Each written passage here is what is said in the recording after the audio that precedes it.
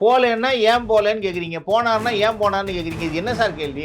அவர் வந்து அவங்கள கூப்பிட்டு வீட்டில் வச்சு ஆறுதல் சொன்னார்னா ஏன் இவர் போய் பார்க்க மாட்டாரான்னு கேட்டீங்க. இப்போ பார்க்க போகிறேன்னு நீ போகாதேங்கிறீங்க. அப்போ என்னதான் பண்ணணும்னு நினைக்கிறீங்க? நிரந்தர ஆதரவுன்னா அந்த குடும்பத்தை சார்ந்த ஒருத்தருக்கு ஒரு நிரந்தர வருமான வாய்ப்பை ஏற்படுத்தி தரணும். அப்போ அவர்கள் இன்னைக்கு ஆதரவாக இல்லாமல் இருக்கக்கூடியவர்கள் வந்து ஆதரவற்ற அனாதைகளாக போய்விடக்கூடாது என்பதற்காக அரசு அவர்களை தத்தெடுத்துக் கொள்வதாக நினைச்சுக்கலாம். அப்போ அவங்களுக்கு ஒரு வேலை கொடுத்துதான்.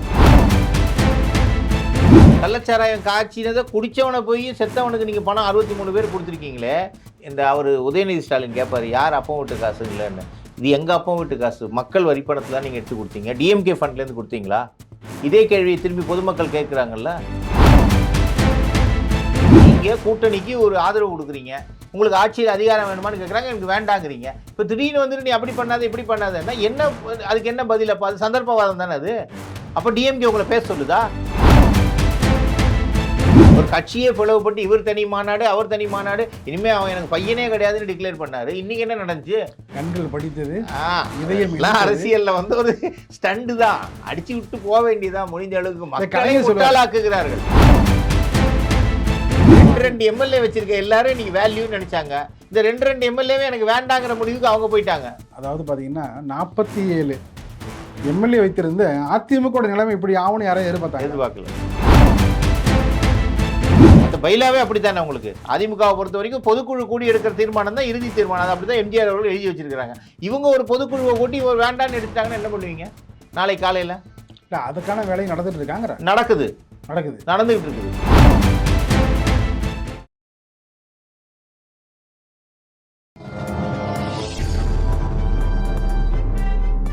பத்திரிகை.com நேயர்களுக்கு இனிய வணக்கம். விறுவிறுப்பான அரசியல் சூழலில் நம்மோடு இணைந்திருப்பவர் அரசியல் விமர்சகர் பாபு பரமேஸ்வரன் அவர்கள். வணக்கம் சார். வணக்கம். எப்படி இருக்கீங்க? நல்லா இருக்கும் சார். மீண்டும் சந்திப்பில் மிக்க மகிழ்ச்சி.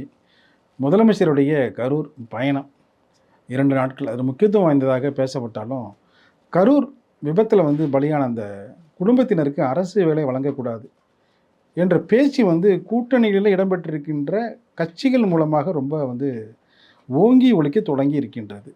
ஏன்னா பாதிக்கப்பட்ட மக்களுக்கு இழப்பீடு என்னதான் கொடுத்துருந்தாலும் அந்த அரசு வேலை என்பது அந்த துயர் துடைப்பை மேலும் மேலும் நான் இருக்கிறேன் உங்களுக்கு எந்த நேரமோ என்பதை உறுதி செய்வதற்கான ஒரு ஆதரவு மட்டும் இல்லை, அது ஒரு நிரந்தரமான ஒரு தீர்வும் கூட.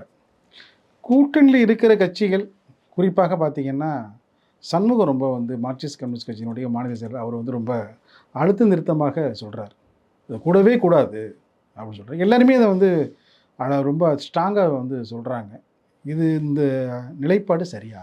இப்போது இதே சண்முகம் இதே கம்யூனிஸ்ட்டு திமுக கூட்டணியில் இருக்காங்க. கடந்த 5 வருடங்கள்லையும் இருந்தாங்க. இன்னைக்கு திரு ஜோசப் விஜய் முதல்வர் தாவேகா கட்சியுடைய தலைவர் கரூர் சம்பவத்திற்கு அந்த மக்களுக்கு ஆறுதல் அளிக்கும் வகையில் தன்னை நம்பி தன்னை பார்க்க வந்த அந்த கூட்டத்தில் ஏற்பட்ட அசம்பாவிதத்திற்கு ஒரு இழப்பீடாக அந்த குடும்பத்தை தான் தத்தெடுத்துக்கொள், அதாவது அரசு அமைந்தவுடன் அரசு தத்தெடுத்துக் கொள்வதாக கணக்கது. அவர்களுக்கு நிச்சயமாக ஒரு ஆதரவு கரம் நீட்ட வேண்டும். பணத்தால் ஈடு செய்ய முடியாது. எவ்வளவுதான் கொடுத்தா கூட அது ஒரு நிரந்தர தீர்வாக இருக்காது. அது ஒரு அந்த குடும்பத்துக்கு ஒரு நிரந்தர ஆதரவுன்னா அந்த குடும்பத்தை சார்ந்த ஒருத்தருக்கு ஒரு நிரந்தர வருமான வாய்ப்பை ஏற்படுத்தி தரணும். அப்போ அவர்கள் இன்னைக்கு ஆதரவாக இல்லாமல் இருக்கக்கூடியவர்கள் ஆதரவற்ற அனாதைகளாக போய்விடக்கூடாது என்பதற்காக அரசு அவர்களை தத்தெடுத்துக் கொள்வதாக நினைச்சுக்கலாம். அப்போ அவங்களுக்கு ஒரு வேலை கொடுத்து தான் ஆகணும். எல்லாருமே கேட்பாங்கல்ல, ஆமாம் இந்த வேலை உங்களுக்கு நிரந்தரமா? ஆமாம், அந்த கொஸ்டின் மார்க் வரப்ப அந்த குடும்பத்துடைய பொருளாதார இழப்புகளை எப்படி சந்திப்பீங்க நீங்கள்? நான் என்னுடைய பழைய இன்டர்வியூலேயே சொல்லியிருந்தேன், திரு விஜய் அவர்கள் முதல்வராக பதவியேற்று முதல் கையெழுத்தே இந்த மக்களுக்கான வேலை வாய்ப்பை கொடுக்கணும்னு நான் என்னோட இன்டர்வியூவில் சொல்லியிருந்தேன். காரணம் என்னன்னா எல்லாருமே வலியுறுத்தி இருந்தாங்க. அந்த காரணம் என்னன்னா, நீங்கள் இபிக்கு 200 யூனிட் 500 யூனிட் போட்டதெல்லாம் பெரிய விஷயம் இல்லை. உங்களை நம்பி உங்களை பார்க்க வந்த நீங்கள் முதல்வராக இல்லாத போது கூட உங்களை ஒரு ரசிகனாக தொண்டனாக பார்க்க இறந்து போன அந்த குடும்பத்துக்கு சார் வார்த்தையில் சொல்லுவோம், உனக்கான உயிரை கொடுக்குறேன் அப்படின்னு கொடுத்தாங்க. உயிரை கொடுத்துட்டாங்க சார். கொடுத்து பார்த்தீங்கன்னா அந்த குடும்பம் அனாதையாக நிற்கிது. அவங்களுக்கு இல்லை எல்லா விதமான பொருளாதார உதவி செஞ்சுருக்காங்க சார். அது என்ன இருந்தாலும் ஒரு மனிதனுடைய அந்த உயிர் இழப்புங்கிறது ஈடு செய்ய முடியாது. நீங்கள் எந்த விஷயத்தினாலையுமே அது ஈடு செய்ய முடியாது. அப்போது இன்று இவ்வளவு அதுக்கு தான் வந்து முதலமைச்சர் வந்து முயற்சி பண்ணுறாரு. அதான். ஏதோ அது ஒரு வந்து வகையில் நம்ம அது ஈடு வந்து பண்ணியே அது ஆகணும் வந்து அப்படிங்கிறது. நல்ல விஷயம்தான், பாராட்டப்பட வேண்டிய விஷயம்தான். ஆனால் இது போன்ற நிகழ்வுகள் இனிமேல் நடக்காமலும் பார்த்து கொள்ள வேண்டியது அவருடைய பொறுப்பு. அதுக்கும் வந்து அவர் உறுதி இருக்கிற புரியுதா விஷயமா தான் உங்களுக்கு? வந்து நீ பண்றாரு. இதுக்கு இல்லை இன்னைக்கு கரூர் பயணத்திலே பார்த்தீங்கன்னா அந்த விஷயத்தை ரொம்ப ஆணித்தரமாக சொல்றாரு. இல்ல மீண்டும் இதுக்கு மீண்டும் இது வந்து மாதிரி நடக்கக்கூடாதுங்கிறத. டிஎம்கே வந்து கோர்ட் வரைக்கும் போய் கோர்ட்ல கூட்டுப்பட்டு வெளில வந்திருக்காங்க. அது போறத நீங்க தடை பண்ண முடியாது அப்படின்னு சொல்லிட்டு. அப்புறம் இவரு சண்முகம் வந்து பேசியிருக்காரு அப்படிங்கிறாங்க இல்லையா? இதே போன்ற ஒரு உயிரிழப்பு கள்ளக்குறிச்சியில் நடந்துச்சுல்ல? கள்ளச்சாராயம் குடிச்சு. அப்ப என்ன அது வந்து நல்ல விஷயத்துக்காக நீங்க இழப்பீடு குடுத்தீங்களா? 10,00,000 ரூவா உடனே டிக்ளேர் பண்ணீங்க. இந்த அவரு உதயநிதி ஸ்டாலின் கேட்பாரு, யார் அப்பன் வீட்டு காசு இல்லன்னு. இது எங்க அப்பன் வீட்டு காசு. மக்கள் வரி பணத்துல தான் நீங்க எடுத்து குடுத்தீங்க. டிஎம்கே ஃபண்ட்லேருந்து குடுத்தீங்களா? இதே கேள்விய திரும்பி பொதுமக்கள் கேட்குறாங்கல்ல. நீங்க அரசு பணத்த எடுத்து கள்ளச்சாராயம் குடிச்சவன். நீங்க கவர்மெண்ட் டாஸ்மார்க் நடத்துது. அங்க போய் குடிச்சிருந்தா வேற விதம். இப்போ கள்ளச்சாராயம் காய்ச்சறவன புடிக்கல. கள்ளச்சாராயம் காய்ச்சினத குடிச்சவன போய் செத்தவனுக்கு நீங்க பணம் 63 பேர் குடுத்துருக்கீங்களே. இது என்ன நல்ல உதாரணமா இது? அதை விட இது வந்து மோசமானதுக்கு இல்லை இல்லைங்களா? ஆமா. இது வந்து இயற்கையா நடந்த ஆமா. விஷயம். அது செயற்கையான விஷயம் சார். அவன் கொழுப்பெடுத்து போய் குடிச்சான் சார். அந்த உயிர்ங்கிறது முக்கியம். ஆனால் பொறுப்பற்ற தன்மையில குடிக்க வேண்டும் என்பதற்காக அவன் கள்ளச்சாராயத்த குடிச்சிருக்கான்னா, காய்ச்சினவனையும், குடிச்சவனையும் நீங்க புடிச்சிருக்கணும். அப்ப செத்து போனவனுக்கு 10,00,000னா அப்ப குடி என்ன பண்ணா? இன்னும் குடி. நீ கள்ளச்சாராயம் குடிச்சா அப்ப கவர்மெண்ட் 10,00,000 தருங்கிறதுக்கு ஒரு உதாரணமா போகுமா? போகாதா? அதுக்கு காரணமானவர்கள் இன்னைக்கு வந்து பார்த்தீங்கன்னா மக்கள் பிரதிநிதி சபையிலேயே அமர்ந்திருக்கிறார்கள். அது ரொம்ப வந்து பார்த்தீங்கன்னா ரொம்ப உச்சக்கட்ட ஓட்டிங்கா இருக்குங்க அது. வெட்கக்கேடு. உச்சகட்டமான வெட்கக்கேடு. அப்போ அந்த அந்த மக்களும் ஓட்டு போட்டிருக்கான். அது அதை விட வந்து வெட்கக்கேடு. என் ஊர்ல சாவறதுக்கு காரணம் இந்த அரசு, இந்த அரசு பிரதிநிதி.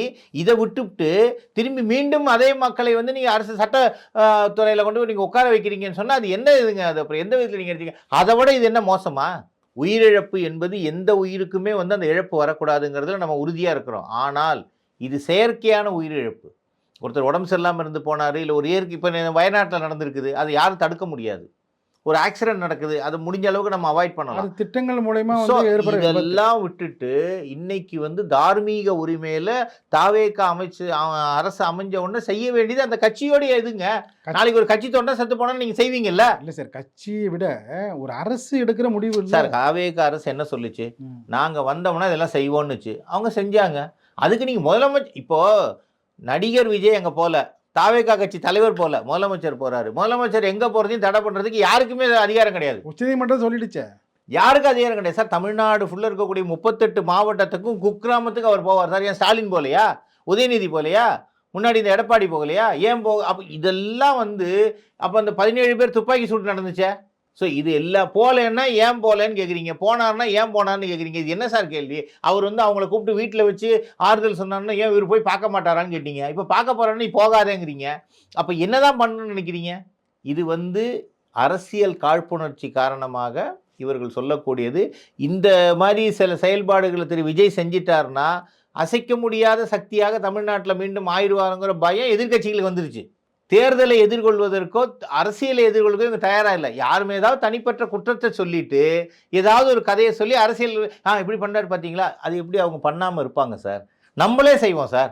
ஒருத்தர் கீழே விழுந்துட்டாருன்னா சம்பந்தமே இல்லாத 4 பேர் ஓடி போய் என்னன்னு தூக்குறோம், ஆம்புலன்ஸ்க்கு அனுப்பிச்சு வைக்கிறோம். அவருக்கு நமக்கு என்ன தொடர்பு? நாளைக்கு அவர் சரியாயிட்டாருன்னா சார் நல்லா இருக்கீங்களான்னு போய் கேட்குறோம். நம்மகிட்ட பணம் இருந்தால் அவருக்கு ஒரு 500 ரூபா உதவி பண்ணுறோம் சார். மனிதநேயமான எல்லாருக்கும் இருக்குல்ல சார். அப்போ 41 உயிர் போயிருக்கு சார். அந்த குற்ற உணர்வு வந்து நடிகர் விஜய்க்கு இருந்திருக்கு. அந்த குற்ற உணர்வு தமிழக வெற்றி கழகத்துடைய தலைவருக்கு இருந்திருக்கு. இன்னைக்கு முதலமைச்சராகி அவருக்கு ஒரு ஆட்சி அதிகாரம் கிடைச்சோன்னா அதை ரீப்ளேஸ்மெண்ட் பண்றதுக்கு பார்க்குறாரு அவரு. அந்த குற்ற உணர்வு கூட நம்ம சொல்ல வேணாம். அந்த மோசமான நிகழ்வு ரொம்ப பாதிச்சு அந்த இடத்துல அவர் அழுதுருக்காருல வீடியோல. அதையுமே நீங்க போலின்னு தானே சொன்னீங்க. மோசமான நிகழ்வு. அதை வந்து ரொம்ப நினைத்து ரொம்ப வருத்தப்பட்டாரு. அதுதான் சொல்றேன். அது வந்து தன்னை பார்க்க வந்தவர்கள் அப்படிங்கிற அந்த இது இருக்கும்ல சார். ஸோ அந்த விஷயத்தை இப்போ அவர் அரசு அமைஞ்சுது. அதனால அவர் உதவி செய்கிறாரு. அவர் ஒன்றும் இதாக செய்யலையே. அரசில் அவங்களுக்கு என்ன தகுதி இருக்கோ அதுக்கேற்ற வேலை தானே. இன்னொரு விஷயமும் வந்து முன்வைக்கப்படுகிறது. கரூருக்கு முதலமைச்சர் போனால் இவர்களுக்கு ஏன்னு எந்த பயம் இல்லை? அது எப்பவுமே இருக்கு. போன வாட்டியுமே கரூருக்கு இவர் போறாருன்னா செந்தில் பாலாஜியோடைய அந்த ஆளுமை குறைக்கப்படுமோங்கிற பயம் உங்களுக்கு வந்துச்சு. அப்போ வந்து பார்த்தீங்கன்னா சார், செந்தில் பாலாஜி உள்ளிட்டவர்கள் மட்டும்தான் பயம். ஆமாம். இப்பொழுது பார்த்தீங்கன்னா இன்னும் பலருக்கும் மற்றும் பலருக்கும் பயம். இல்லை இப்போ எல்லாருக்குமே பயம் வந்துருச்சு சார். ஏன்னு சொன்னால் இப்போ நீங்கள் டிஎம்கேல எடுத்துக்கிட்டீங்கன்னா அந்த பகுதி செந்தில் பாலாஜிக்குன்னு சொல்லுங்கள். ஏடிஎம்கேல எடுத்துக்கிட்டிங்கன்னா ஏடிஎம்கேல இருக்க மொத்தம் எம்எல்ஏ ரிசைன் பண்ணிட்டு இங்கே வந்துகிட்டு இருக்காங்க. அப்போ அவங்களுக்கும் பயம் தானே. மற்றும் பலர்னு அவர் தான் சொல்கிறார், நம்ம ஓப்பனாகவே சொல்லலாமே. இல்லை நான் என்ன சொல்கிறேன், அதுக்காக இல்லை, இன்னும் பலர் மற்றும் பலர்னா 2 கட்சிகளுக்கு மட்டும் இல்லை, பல கட்சிகளுக்கும் பார்த்தீங்கன்னா எல்லாருக்கும் பல அமைப்புகளுக்கும் சார். அதாவது டிஎம்கேவுடைய கூட்டணியில் நின்று வெற்றி பெற்ற கூட்டணி கட்சிகளுடைய எம்எல்ஏவின் பலத்தில் தான் இன்னைக்கு ஆட்சி அமைத்துள்ளார் விஜய் அவர்கள். இவங்க என்ன நினைச்சாங்க, நம்ம 5 வருஷம் இவங்களை மிரட்டலான்னு நினைச்சாங்க. பட் இவருக்கு அரசியல் தெரியாதுன்னு நினைத்தவர்களுக்கு இன்னைக்கு விஜய் அவர்கள் ராஜதந்திரமாக மற்ற கட்சிகள்லேருந்து ரிசைன் பண்ணிட்டே ஒரு கட்சியில் வந்து சேர்ந்துட்டாங்க. அனுபவம் மிக்க பழைய மினிஸ்டர்லேருந்து எல்லாரும் வந்து சேர்ந்துட்டாங்க. அப்போ என்ன ஆகுது, அடுத்த இடைத்தேர்தலில் இவங்க ஜெயிச்சு 6 பேர் 7 பேர் வந்துட்டாங்கன்னா அவங்க தாவேக்கால சேர்ந்துட்டாங்க. அப்போ ஆல்ரெடி ஃபுல் மெஜாரிட்டி இவருக்கு வந்துடும். அப்போ இவர்கள் கூட்டணியோடைய மிரட்டலே அவருக்கு முன்னே வைக்க முடியாது. இன்றைக்கி சண்முகம் பேசியிருக்காங்கன்னா அவர் கூட்டணியில் வந்து சப்போர்ட் தான் வெளியிலேருந்து தான் கொடுத்துருக்காரு, உள்ள அமைச்சரவைக்கு அவர் போகலை. இல்லை, ஆதரவு தானே கொடுத்துருக்காங்க. அதுவே வந்து உங்களுக்கு வந்து அதை வந்து எப்போ வேணாலும் பின்வாங்கலாம்னு நினச்சாங்க. இப்போ பின்வாங்கினாலும் இவருக்கு பாதிப்பு இல்லைங்கும் போது அப்போ அவருக்கு என்ன பயம் வருது? அதனால இந்த விமர்சனங்களை வைக்கிறாங்க. ஏன்னா 2 கம்யூனிஸ்ட் கட்சியுமே நாங்கள் வெளியிலேருந்து ஆதரவு கொடுக்குறோம், நாங்கள் அமைச்சரவையில் இடம் பெறல, அதிகாரத்தில் இடம் பெறல. ஐயூஎம்எல் வந்து நாங்கள் போகிறோம்னாங்க, ஷாஜகானுக்கு மினிஸ்டர் வாங்கிட்டாங்க, விசிகா போயிட்டாங்க, அவர் வாங்கிட்டாரு. இவங்க 2 பேரும் ஐயோ முன்னாடி நம்ம வாங்கியிருக்கலாம் போல இருக்கேன்னு ஒரு நப்பாசை இருக்கலாம். இல்லை இப்படி பேசினோம்னா நமக்கு ஒரு பதவி கொடுப்பாங்களோ ஒரு எதிர்பார்ப்பும் இருக்கலாம். இல்லை, அது பொது உடைமை கட்சிகளுக்கு எப்போதுமே பார்த்தீங்கன்னா வெளியிலேருந்து ஆதரவு தான் அந்த நிலைப்பாடு தான். நம்ம அதை வந்து குறைத்து மதிப்பிட வேண்டாம்.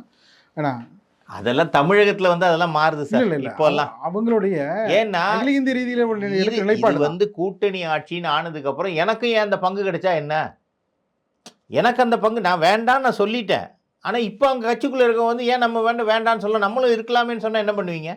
ஏன்னா இப்போ வைகோவோடைய எம்எல்ஏ அகில இந்திய தலைமை தானே எடுக்கணும். அது எல்லாமே அகில இந்திய தலைமை தான் சொல்லுவாங்க. அவங்க ஹைகமாண்டும்பாங்க, அகில இந்திய தலைமை ஒரு பேர் சொல்லிக்கிறது தானே. பட் இப்போ அகில இந்திய தலைமை அதுக்கு பேசிட்டு இருக்குது. பேசுறதுதான் சண்முகமும் மகேந்திரன் தானே பேசிட்டு இருக்கிறாங்க. இல்லை சார், பேபி தான் வந்து பேசிட்டு போனாரு. நம்ம அதையும் இவங்க வந்து சார் இப்படி பேசணும்னு சொன்னா அப்படி பேச போறாங்க. தமிழக அரசியல் நிலைமை வந்து இவங்களுக்கு தானே சார் தெரியும். இல்லை, தேசிய கட்சிகளுக்கு உள்ள உங்களுக்கு சிக்கல் பிரச்சனை என்னன்னா, அவங்க வந்து பார்த்தீங்கன்னா வந்து டெல்லியை நோக்கி தான் வந்து அவங்க ஒவ்வொரு விஷயம் வந்து மூவ் பண்ணணும். சரி, அப்படி இருந்தால் நான் என்ன கேட்குறேன், இப்போ இவங்க ஆதரவு கொடுத்துருக்குறாங்க. எம்பி எலெக்ஷன் வரும்போது இவங்க யாருக்கு ஆதரவு கொடுப்பாங்க? அந்த சூழலில் பிரைம் மினிஸ்டர் கேண்டிடேட் யாருன்னே சொல்ல முடியாதுல்ல. நீங்கள் மோடியை சொல்ல மாட்டீங்க, ஏன்னா ஆப்போசிட் பார்ட்டி நீங்கள். இப்போ தாவேக்கா நாளைக்கு வந்து பிஜேபியோட கூட்டணிக்கு போயிடுச்சுன்னா என்ன பண்ணுவீங்க? அதான் அன்னைக்கு என்ன நிலைமையோ அதை பார்த்து அப்போ இவங்க ஆல்ரெடி வெளியில் வந்துடுவாங்கல்ல. அது எப்போ போனால் என்ன? இப்போ தாவேக்கா இதை பற்றி கவலைப்படாது சார். இன்னொரு விஷயமும் முன்வைக்கப்பட்டிருக்குது. பார்த்தீங்கன்னா வந்து இன்னொரு 6 மாதம் வரைக்கும், அதாவது இந்த நம்பிக்கை வாக்கெடுப்பு இது 6 மாதம் கழிச்சு தான். இப்போ சபாநாயகருக்கு பிரச்சனை கொடுக்கலான்னு பார்த்துட்டு இருக்கிறாங்க. அது முடியாதுல்ல உங்களுக்கு. அது அவ்வளோ சபாநாயகரை மாற்றணும் அப்படின்னு சொல்லி இது கொண்டு வராங்க. அது எப்படி முடியும்? ஆனால் அவருடைய பெர்ஃபார்மன்ஸ் நல்லா இருக்கு, விஜய் விட மாட்டார் சார். எப்போவுமே சபாநாயகராக வர்றவங்க வந்து அந்த ஆளுங்கட்சிக்கு தான் சப்போர்ட் பண்ணுவாங்க. முன்னாடி இருந்த அப்பாவு என்ன பண்ணார், அதுக்கு முன்னாடி இருந்து என்ன பண்ணார். ஸோ இதெல்லாம் வந்து தொடர்கதை தான். அரசியலை பொறுத்த வரைக்கும் இதெல்லாம் நம்ம வந்து சும்மா பேசிக்கலாம். வாதத்துக்கு ரொம்ப நடுநிலையாக செயல்படுறாரு யார், ஜேசிடி. இன்னும் சொல்ல போனால் பார்த்தீங்கன்னா எதிர்கட்சி தலைவர் கூட பார்த்தீங்கன்னா அப்பாவை ஏற்கனவே ஹேண்டில் பண்ண விதத்தை விட ஒரு நல்லா பெஸ்ட்டாக ஹேண்டில் பண்ணுறாரு.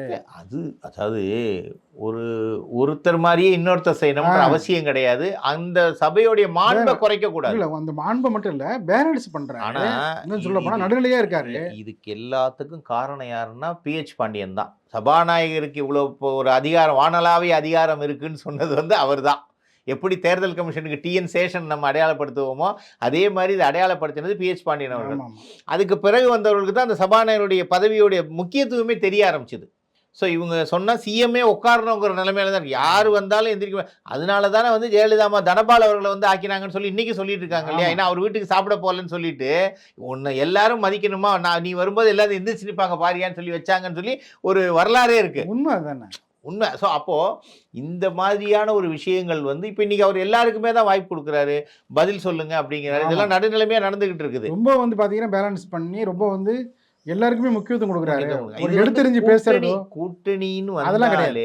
என்ன சொல்ல போனா எடுத்தறிஞ்சு பேசுறதோ இல்லை, அப்படியெல்லாம் இல்லை. எதுவுமே மாதிரியான ஒரு செயல்பாடுகள் போன சட்டமன்றத்தை நம்ம பார்க்கும்போது இந்த சட்டமன்றம் நல்ல டிஃபரன்ஸ் தெரியுது. இன்னும் ஒன்று என்னன்னா, இப்போ அதனால தான் தாவேக்கா என்ன ஸ்டாண்ட் எடுக்கிறாங்கன்னா, நம்ம எம்எல்ஏவே 120 பேர் வந்துடணும். அப்போ யாரை பற்றி நம்ம பயப்பட வேண்டியது கிடையாது. இவர்களை பயந்து கொண்டே இருக்க முடியாது. ஏன்னா இப்போ திருமாவளவன் ஒன்று பேசுகிறாரு, வைகோ ஒன்று பேசுகிறாரு, அப்புறம் நாளைக்கு கம்யூனிஸ்ட் கட்சி நாங்கள் வின் பண்ணிக்கிறோம்னு சொன்னால் நமக்கு அந்த குறைபாடு வந்துடக்கூடாது, அந்த 118க்கு குறைபாடு வந்துடக்கூடாதுங்கிற ஸ்ட்ராட்டஜியில் தான் இன்றைக்கி அவங்க போயிட்டுருக்கிறாங்க. அது இடைத்தேர்தல் வரும்போது என்ன ரிசல்ட்டுங்கிறது தெரியும். அதை வச்சு தான் இப்போ அடுத்து இவங்களுடைய பிரச்சனைகள் தெரியும். இந்த எதிர்க்கட்சியில் கூட்டணி கொடுத்தவங்களுக்குமே ஆதரவு கொடுத்தவங்களுக்குமே இடைத்தேர்தல் வரைக்கும் எதுவும் பண்ண மாட்டாங்க. இடைத்தேர்தலில் அவர்கள் எதிர்பார்த்த ரிசல்ட் வரலைன்னா தான் இவங்களுக்கு பலம் கூடும். அதுதான் டிஎம்கேவுடைய துருப்பு சீட்டாகவும் இருக்கும். டிஎம்கே உங்களை ஆதரவு கொடுக்க சொன்னதே எதுக்கு? அதாவது சார், இடைத்தேர்தல் நடப்பதற்கான அந்த அறிகுறி சூழல்லாம் வரும்னு எதிர்பார்த்தாங்க. ஆனால் வந்து அதற்கான அறிவிப்பு தேர்தல் ஆணையம் வெளியிடப்படவில்லை. ஏன்னா இப்போ கடந்த சில நாட்களுக்கு முன்பு 3 மாநிலத்தில் இடைத்தேர்தல் நடப்பதற்கான தேதி அறிவித்தாங்க. இதுக்கு வரவே இல்லை. இன்னும் தள்ளி போகும் போல் இருக்கு. ஆமாம், போக போக அப்படி 6 மாதம் கடைசியில் கூட வரும். நம்ம அதையும் பார்க்கணும்ல. 6 மாதம் கடைசி அது வரைக்கும் இவங்க பின்வலிக்க மாட்டாங்க சார், நிச்சயமாக போக மாட்டாங்க. ஏன்னு சொன்னால் இவங்க போனால் அடுத்து பாட்டாளி மக்கள் கட்சி 4 பேர் உள்ளே வந்தாங்கன்னா என்ன பண்ணுவீங்க? அதுக்கும் வாய்ப்பு இருக்குது. இல்லை, அந்த ஹோல்டு இருக்குன்னு சொல்கிறீங்க. இருக்குது. ஏன்னா அந்த பக்கம் துண்டு போட்டு தான் வச்சுருக்காங்க. ஏன்னா அவங்கள்ட்ட 4 எம்எல்ஏ இருக்காங்க. இவங்க 2 4 பேர் போனாங்கன்னு வச்சுங்க, அப்போ என்ன ஆகாது, காம்பன்சேட் ஆகிட போகுது சார். அவர் வந்து என்டிஏ கூட்டணியில் இருக்கிறாங்க சார். இப்போது என்டிஏ கூட்டணியில் இருக்கு. இப்போ விஜய் வந்து பிஜேபியை வேறு விதமாக விமர்சனம் பண்ணுறாரு. பிஜேபி விமர்சனமே பண்ணலையே எந்த இடத்துல. இப்போ ஆட்சி அமைஞ்சதுக்கப்புறம் பிஜேபியை பற்றி அவர் எங்கே சார் பேசியிருக்காரு? இல்லை, அவருக்கு வந்து கொள்கை எதிரி தானே சொல்கிறார். அதாவது கொள்கை எதிரின்னு அப்போ சொன்னார். எனக்கு வந்து அரசியல் எதிரி திமுகன்னு சொன்னார். கொள்கை எதிரின்னு சொன்னால் அது டிஃப்ரென்ஸ் ஆகும். இப்போ ஏடிஎம்கே டிஎம்கே சேரலான்னா 2 பேருக்கு என்ன கொள்கை? உங்களுக்கு மத்திய அரசை விமர்சனம் பண்ணல யாரு? சரி, ஒரே கொள்கையிலேயே இருந்தீங்க காங்கிரஸும் திமுகவும். கொள்கை என்பது சந்தர்ப்பத்திற்கு ஏற்ற மாதிரி மாற்றப்படும். இப்போ போன பார்லிமெண்ட் எலெக்ஷனில் நாள் வரைக்கும் அன்புமணி என்ன பேசிகிட்டு இருந்தார்? நைட்டோட நைட்டாக ராவோடு ராவா சேர்ந்து 2 பேரும் அண்ணாமலை வந்து கூட்டின்னு போய் கூட்டணியில் சேர்க்கலையா? அப்போ என்ன சொன்னார்? ஏடிஎம்கே கூட்டணிக்கு வரதுக்கு முன்னாடி அவர் என்ன சொன்னார்? நாங்கள் வெளியிலேருந்து சொல்லி பார்த்தோம், நாங்கள் உள்ளே போய் இப்போ நாங்கள் உங்களுக்கு திருத்த பார்க்குறோன்னு சொன்னார் இதே அன்புமணி ராமதாஸ். அப்பாவும் பிள்ளையும் அடிச்சுக்கிட்டு இருந்தாங்க. இன்றைக்கி ஒரே இதில் சந்திப்பில் எல்லாம் சரியாக போச்சுன்னு சொல்லலையா? ஒரு கட்சியே பிளவுபட்டு இவர் தனி மாநாடு அவர் தனி மாநாடு, இனிமேல் அவன் எனக்கு பையனே கிடையாதுன்னு டிக்ளேர் பண்ணார். இன்றைக்கி என்ன நடந்துச்சு? கண்கள் படித்தது இதயம் அரசியலில் வந்து ஒரு ஸ்டண்டு தான், அடிச்சு விட்டு போக வேண்டியதான். முடிஞ்ச அளவுக்கு மக்களை முட்டாளாக்குகிறார்கள். கலைஞர் சொல்லுவார்ல, கண்களை படித்தது இதயம் இனித்தது. ஆமாம், இதயத்தில் இடம் கொடுத்துட்டேன். அதே போல தான் இப்பயும். அதான் சார், முதல் நாள் வரைக்கும் என்ன பேசுனீங்க, அடுத்த நாள் என்ன பேசுனீங்க? அப்போது இருக்கிற மக்களை முட்டாளாக்குகிறார்கள். அரசியலில் வந்து இதுதான் நடந்துக்கிட்டு இருக்குது. அதனால் சண்முகம் பேசினதோ இல்லை இவங்க பேசுகிறதோ வந்து ஒரு பெரிய விஷயமாக எடுத்துக்கொள்ளப்பட மாட்டாது. இன்றைக்கு இருக்கக்கூடிய தாவேக அரசுக்கு அவங்க எஸ்டாப்ளிஷ் ஆகிட்டாங்க. இனிமேல் இவங்களை பற்றிலாம் அவங்க கவலைப்பட மாட்டாங்க. அது நீங்கள் பதவி ஏற்கிறதுக்கு முன்னாடி என்ன சொல்லியிருந்தாலும் ஓகே. இனிமேல் அவங்க வந்து இனி இந்த சண்முகத்தை விஜய் பார்ப்பார்னு நினைக்கிறீங்களா? இல்லை விஜய் சண்முகம் பேசுறது விஜய்க்கு போகும்னு நினைக்கிறீங்களா? 2 அப்படியா? ரைட், ஒரே வார்த்தை. உங்களுக்கு வந்து கூட்டணி கட்சி தலைவர் இல்லை இருந்துட்டு போகிறாங்க. அது வந்து டிஎம்கேல என்ன இம்பார்ட்டன்ஸ் கொடுத்தாங்க? இத்தனை வருஷம் நீங்கள் கூட்டணியில் இருந்து இவராவது கொஞ்சமாவது மரியாதை கொடுத்துருக்கிறாரு. இத்தனை வருஷம் நீங்கள் அவங்க கூட பின்னாடி பல்லாக்கு தூக்கிட்டு போனீங்களே, என்ன கொடுத்தாங்க? இப்போ இந்த தேர்தலுக்கு தான் மகேந்திரன் சண்முகம்னு ஒருத்தர் இருக்காருங்கிறதே நிறைய பேருக்கு தெரியும். அதுக்கு முன்னாடி தெரியுமா சொல்லுங்க? மகேந்திரன் இங்கே வந்து சேர்ந்துட்டார் சார். எங்க தாவேக்கெல்லாம் சேர்ந்துட்டார். அதுதான் சொல்கிறேன் நான். அப்போ என்ன உங்களுக்கு எங்கே சந்தர்ப்பம் இருக்குதா, எங்கே சந்தர்ப்பம் இருக்கிறதோ அந்த இடத்திலே இவர்கள் போய் எழுந்துப்பார்கள். இந்த தேன் இருக்கிற இடத்துல தேனி இருக்குங்கிற கதையாக தான் இது விஷயம். நம்ம அப்படி சொல்ல வேணாம். பொது உடைமைவாதிகள் நம்ம அப்படிலாம் சார், பொது உடைமை இல்லை, வாதிகள் இல்லை சார். கடுமையான விமர்சனம் பண்ண வேணாம் சார். இது விமர்சனமே இல்லை, இது விமர்சனமே இல்லை, உண்மைதான். அது பேசுகிற விஷயம் என்ன சார்? தமிழ்நாட்டில் கம்யூனிஸ்டோடைய கொள்கைவாதி யார் சார் இருக்கிறா? விரல் விட்டு எண்ணிடலாம். நீங்க அப்படி சொல்ல முடியாது. நல்ல கண்ணு இருக்காருன்னா அவரை ஒத்துக்கலாம் நீங்க. மற்றபடி யாருக்குமே அந்த இதெல்லாம் கிடையாது. எல்லாம் சந்தர்ப்பவாதி தான். இது டைரக்டாவே நான் சொல்றேன். இதுல ஒன்றும் மறைச்சு பேசுறது கிடையாது. கடுமையான குற்றச்சாட்டை முன்வைக்க வேணாம் சார். இது கடுமை இல்லை, அவங்க நடந்துக்கிற விதம் தான். நம்மளா போய் அவங்களை இப்படி நடந்துக்கன்னு சொல்றோம். நீங்க கூட்டணிக்கு ஒரு ஆதரவு கொடுக்குறீங்க, உங்களுக்கு ஆட்சியில் அதிகாரம் வேணுமான்னு கேட்குறாங்க, எனக்கு வேண்டாங்கிறீங்க. இப்போ திடீர்னு வந்துட்டு நீ அப்படி பண்ணாத இப்படி பண்ணாதன்னா என்ன? அதுக்கு என்ன பதில்? அப்போ அது சந்தர்ப்பவாதம் தானே அது. அப்போ டிஎம்கே உங்களை பேச சொல்லுதா? அவர்கள் மட்டுமே சந்தர்ப்பவாதம் பண்றார்களா? எல்லாரும் தான் பண்ணுவாங்க. எல்லாரும் தானே பண்றாங்க. 2 எம்எல்ஏ வச்சிருக்க எல்லாரும் இன்னைக்கு வேல்யூன்னு நினைச்சாங்க. இந்த 2 எம்எல்ஏவே எனக்கு வேண்டாங்கிற முடிவுக்கு அவங்க போயிட்டாங்க. இதுல என்ன பெரிய வேடிக்கைன்னா, அதாவது பாத்தீங்கன்னா 47 எம்எல்ஏ வைத்திருந்த அதிமுக நிலைமை இப்படி ஆகும்னு யாரும் எதிர்பார்க்கல. ஆனால் முன்பிருந்தே சொன்னாங்க, எடப்பாடி அவர்கள் எல்லாரையும் கொண்டு போனோம் வரணும்னு சொன்னாங்க. இன்னைக்கு டிடிவியை சேர்த்துக்கிறேன், சசிகலாமாவை சேர்த்துக்கிறேன்னு சொல்லிட்டு இன்னைக்கு பேச்சுவார்த்தை போயிட்டு இருக்குது. அப்போ இதை முன்னாடியே செஞ்சுருந்தா? இல்லை சார், இவங்க போனால் கூட எப்படி மறுபடியும் வந்து உயிர் பெறுமா? இல்லை சார், இனிமே வந்து இவர் தலைமையை யாரும் ஒத்துக்க மாட்டாங்க சார். ஏன்னா தொடர்ந்து தோல்விகள். அந்த ஜெயலலிதா அம்மா ஜெயிச்சு கொடுத்துட்டு போனதுக்கப்புறம் ஒரு வெற்றிங்கிறது இவர் இடைத்தேர்தலில் வேண்டான்னு சொன்னார். அப்புறம் நின்று தேர்தலில் தோத்துட்டாரு. போன வாட்டி இருந்த விட இந்த வாட்டி சீட்டு குறைஞ்சி போச்சு. ஸோ இதெல்லாம் வரும்போது அப்போ இவரிடம் இருப்பது ஏதோ ஒரு குறை இருப்பதை எல்லாருமே புரிஞ்சுக்கிறாங்க. இவர் நான் இன்னும் பிடிச்சிக்கிட்டு தான் இருப்பேன்னு சொன்னோன்னா இருக்கிறவங்கலாம் வெளில போயிடுவாங்க. இப்போ எல்லாரும் போனதுக்கப்புறம் நீங்கள் யாரை வச்சு ஆட்சி பண்ண போகிறீங்க, யாரை வச்சு கட்சி நடத்த போகிறீங்க? ஸோ இந்த இடத்துல கட்சி வளரணும், தொண்டர்கள் மனசனை புரிஞ்சுக்கணும், நம்ம அடுத்த முறையாவது ஆட்சி அமைக்கணும்னு நினச்சா நீங்கள் வந்து விட்டு கொடுத்து போகணும். என்னதான் வழி? என்னதான் வழின்னா, எனக்கு வேலை தெரில சார், நான் உங்கள்கிட்ட வேலை கேட்டு செய்யணும். என்ன இருந்தாலும் நான் அழிஞ்சாலும் பரவாயில்ல, உங்கள்கிட்ட நான் வேலையை கற்றுக்க மாட்டேன்னு சொன்னால் நான் அழிஞ்சு தான் போவேன். கொஞ்ச நாள் இவர் தனிப்படுத்தப்படுவார். எல்லாரும் விட்டுட்டு இவரை வேண்டான்னு இவங்க பொதுக்குழு போட்டு இவரை நீக்கிடுவாங்க. அந்த பைலாவே அப்படித்தானே உங்களுக்கு. அதிமுகவை பொறுத்த வரைக்கும் பொதுக்குழு கூடி எடுக்கிற தீர்மானம் தான் இறுதி தீர்மானம். அது அப்படி தான் எம்ஜிஆர் அவர்கள் எழுதி வச்சிருக்கிறாங்க. இவங்க ஒரு பொதுக்குழுவை கூட்டி இவர் வேண்டான்னு எடுத்துட்டாங்கன்னா என்ன பண்ணுவீங்க நாளை காலையில்? இல்லை, அதுக்கான வேலையை நடந்துட்டு இருக்காங்க. நடந்துகிட்டு இருக்குது. ஏங்க இப்போ எலெக்ஷன் முடிஞ்சு ஜெயிச்சு 25 பேர் போய் தனியாக நின்று சிவி சண்முகத்தை இது பண்ணலையா? இவங்க 22 தான் இங்கே இருந்தாங்க, 25 பேர் அங்கே நிற்கலையா? கொறடாவுக்கு போய் இது பண்ணலையா? சபாநாயகர்கிட்ட போய் கொண்டு போய் கொடுக்கலையா? அப்போ இதெல்லாம் நடக்கும்போது இது நடக்காதா? நிச்சயமாக நடக்கும், நிச்சயமாக நடக்கும். ஏன்னா மக்களும் அந்த அதிருப்திக்கு வந்துட்டாங்க. உங்களுக்கு முதல்ல ஒரு வாய்ப்பு 66 எம்எல்ஏவோ 70 கொடுத்தோம், 2வது வாட்டி 47 கொடுத்தோம். இதையும் தாண்டி இல்லைன்னு சொன்னால் அப்புறம் என்ன பண்ண முடியும்? நம்ம ஒரு நமக்கு ஆளுமை இல்லைன்னா, நம்ம இப்போ ஒரு எஸ்பி சரியில்லை, ஒரு கலெக்டர் சரியில்லைன்னா கவர்மெண்ட் மாற்றுறாங்க இல்லையா? ஸோ அது மாதிரியான ஒரு டிரான்ஸ்ஃபர் மாற்றி கொடுக்க வேண்டியதான். அப்போ அதுக்கு முன்னாடி இவரே வந்து அதை சரி செஞ்சுக்கணும். எடப்பாடி மீது யாருக்கும் தனிப்பட்ட இது கிடையாது. ஆனால் அவருடைய ஆளுமை என்பது இன்று கேள்விக்குறியாக்கப்பட்டிருக்கிறது.